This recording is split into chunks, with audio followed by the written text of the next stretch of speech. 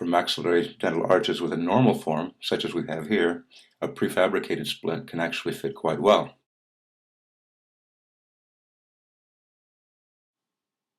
With a smaller arch, the palatal extensions contact the premolars, so the splint does not fit properly over the anterior teeth. No problem. Shortening or removing these extensions would permit immediate relining. For the clinical case, we have intentionally selected a more difficult patient. With this narrow arch and somewhat prominent central incisors, the unmodified FOS cannot be placed over the teeth because the palatal extensions are in contact with the premolars.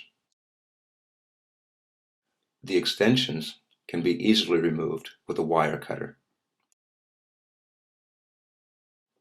Without the extensions, the splint does fit over the teeth, but is being pushed to the labial by the prominent central incisors. Therefore, about 1 millimeter of material will be removed from the inner surface. As you can see, the FOS now fits significantly better, and the position is stable.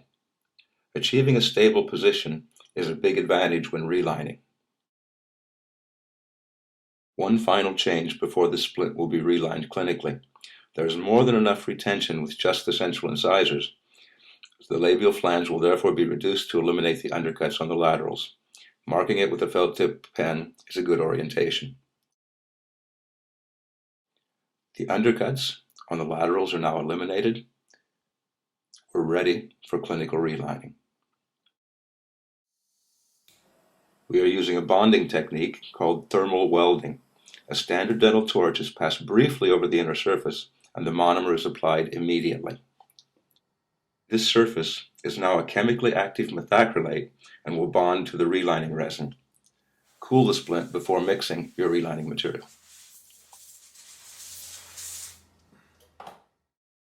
The FOS is filled with the relining resin and seated at first with pressure to achieve the predetermined position.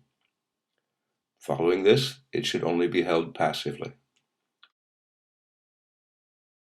The relining resin must reach the elastic phase before removal. Here, it is still plastic. Check it every 10 to 15 seconds. Now the resin is elastic, and the splint will be removed from the mouth. We can see how the relining resin has flown into the embrasures. These will be removed with scissors or a burr. Excess resin is removed, and sharp edges naturally are rounded. After the retention has been adjusted, the antagonist contacts are marked with 2 different colors of occlusal foil. I prefer red for all eccentric mandibular movements. Following that, I mark centric contacts in blue. Here we can see centric contacts on the left central and the right lateral. First, the stronger contacts with excursive movements are reduced. The goal is to achieve an axial load of the mandibular incisors. The splint is placed back into the mouth and the contacts marked again with the same method.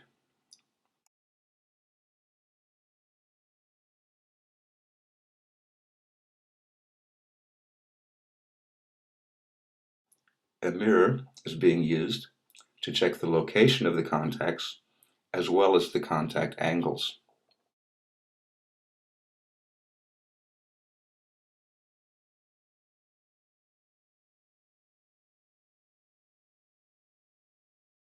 Now we have 3 mandibular incisors in centric contact, and excursive contacts are okay.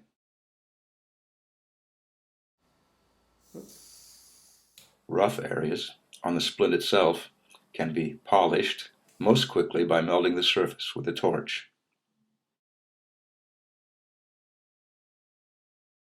The edges near the relining material are polished conventionally. Examine the clearance of all posterior teeth and the canines in all mandibular positions. Every splint is different and individual. More information is available on our website.